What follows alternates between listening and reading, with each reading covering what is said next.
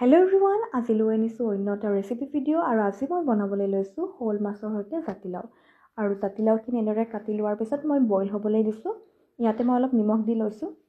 আনফালে মই আদা নহৰু পেষ্ট বনাইছোঁ আৰু এতিয়া মই মাছখিনি ভাজি ল'ম। এয়া মাছখিনি মই ভাজিবলৈ লৈছোঁ আৰু মাছখিনি ভজা হোৱাৰ পিছত মই সেইখিনি তেলতে আঞ্জাখন বনাম।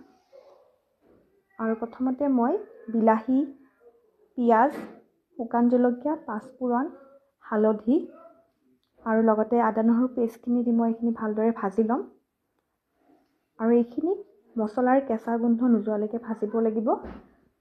আৰু এইখিনি ভজা হোৱাৰ পিছত মই তাত বইল কৰি ৰখা জাতিলাওখিনি দি দিম।